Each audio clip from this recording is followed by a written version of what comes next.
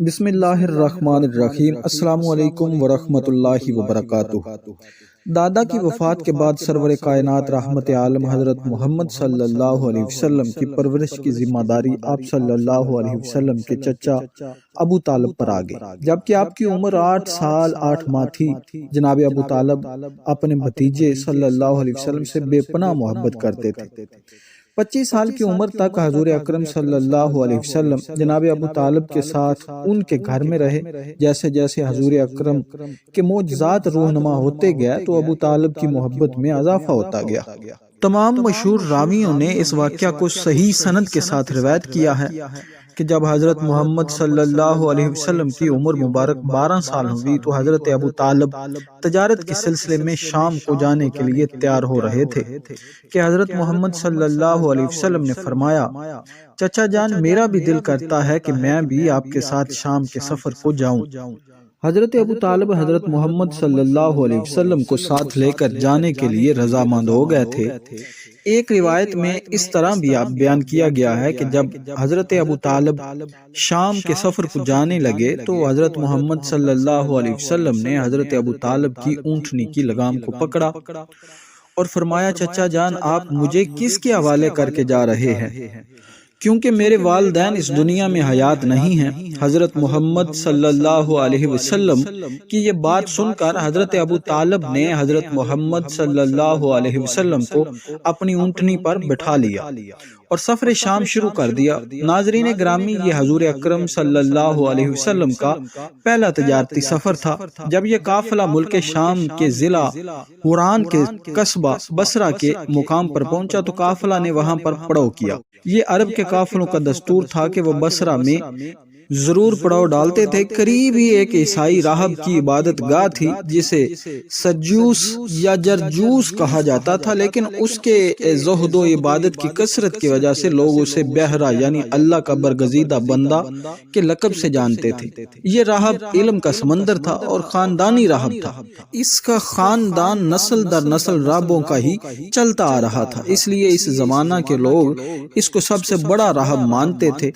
قریش کے لوگ وہاں سے گزرا کرتے تھے۔ اس سے پہلے کبھی بھی اس راہب نے قریش والوں کو اپنے پاس ٹھہرنے کو نہیں کہا تھا۔ اس بار راہب نے قافلے میں حضرت محمد صلی اللہ علیہ وسلم کو دیکھ لیا تو اس نے سارے قافلے کے لیے کھانا تیار کروا لیا۔ اس نے دیکھا کہ حضرت محمد صلی اللہ علیہ وسلم پر ایک بدلی سایہ کیے ہوئے تھی۔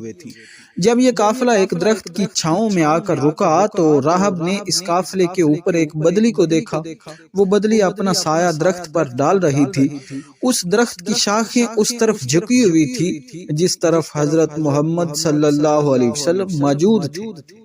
یہ منظر اس لیے پیش آیا کہ جب حضرت محمد صلی اللہ علیہ وسلم اس درخت کے نیچے پہنچے تو قافلے والے پہلے ہی اس درخت کے نیچے کھڑے ہو گئے تھے۔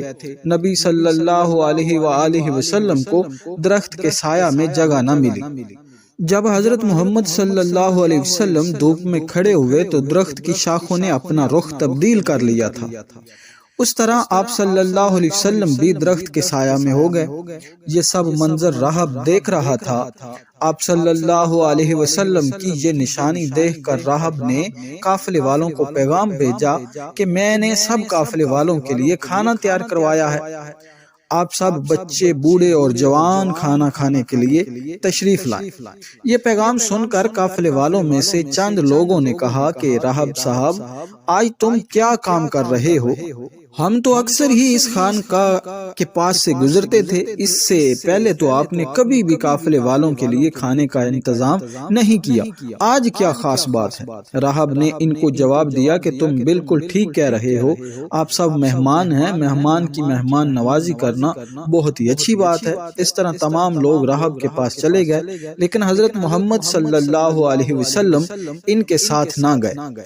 آپ صلی اللہ علیہ وسلم کو پڑاؤ میں ہی چھوڑا گیا تھا کیونکہ آپ صلی اللہ علیہ وسلم بہت ہی چھوٹے تھے۔ آپ صلی اللہ علیہ وسلم اسی درخت کے نیچے بیٹھے رہے۔ راہب کو ان سب لوگوں میں وہ نشانی نظر نہ آئی جو آخری نبی کی نشانیوں میں سے تھی۔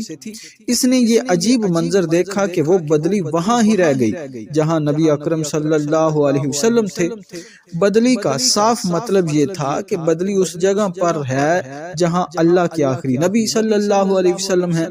رہب نے کہا کہ اے قریش کے لوگوں، میں نے سب چھوٹے بڑوں کو دعوت دی ہے، کسی کو پیچھے مت چھوڑ کر آنا۔ رہب کی بات سن کر قریش والوں نے کہا کہ سب لوگوں کو آپ کی دعوت پر آنا تھا، ان میں سے تو کوئی رہا نہیں، لیکن ہم ایک لڑکے کو پڑاؤ میں چھوڑ آئے ہیں جو بہت ہی چھوٹا ہے۔ رہب نے کہا کہ مہربانی کر کے اس کو بھی قافلے کے ساتھ ہی بلا لیا جائے۔ رہب نے کہا کہ میں نے اس لڑکے کو آپ کے ساتھ دیکھا تھا۔ اس کے بعد ایک بندہ آپ صلی اللہ علیہ وسلم کو لے کر قافلے کی طرف چلا گیا۔ وہ بدلی بھی آپ صلی اللہ علیہ وسلم کے اوپر ہی تھی۔ اس بدلی نے سارے راستے آپ صلی اللہ علیہ وسلم پر سایہ کیے رکھا تھا۔ بحیرہ یہ سب منظر بڑے غور سے جانچ رہا تھا۔ رہب آپ صلی اللہ علیہ وسلم کے جسم میں وہ سب نشانیاں تلاش کر رہا تھا جو ان کی کتاب میں درج تھی۔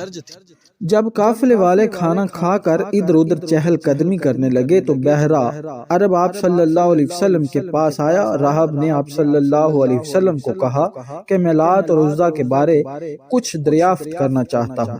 آپ صلی اللہ علیہ وسلم نے فرمایا کہ لات اور عزا کے بارے میں مجھ سے کچھ مت پوچھو، خدا کی قسم مجھ کو سب سے زیادہ نفرت لات اور عزا سے ہی ہے۔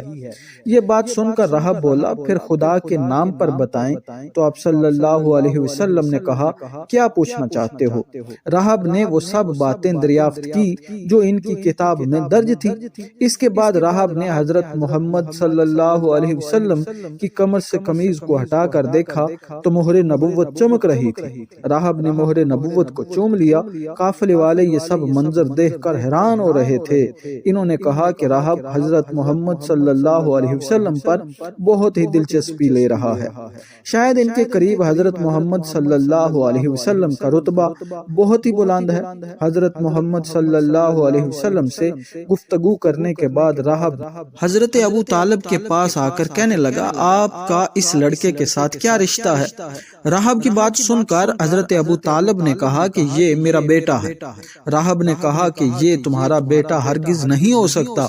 رہب نے کہا یہ ممکن ہی نہیں ہے کہ اس کا باپ زندہ ہو۔ رہب کی یہ بات سن کر حضرت ابو طالب نے کہا یہ میرا بھتیجا ہے۔ رہب نے پوچھا کہ اس لڑکے کا باپ کہاں ہے؟ حضرت ابو طالب نے جواب دیا کہ اس کا باپ اس کے پیدا ہونے سے پہلے ہی وصال کر گیا تھا۔ حضرت ابو طالب کی بات سن کر رہب کہنے لگا کہ یہ درست بات ہے۔ اس کے بعد رہب نے پوچھا کہ اس کی والدہ کہاں ہے؟ حضرت ابو طالب نے کہا کہ ان کی والدہ کا بھی چند عرصہ پہلے انتقال ہو گیا ہے۔ یہ بات سن کر رہب نے کہا کہ آپ بالکل درست فرما رہے ہیں۔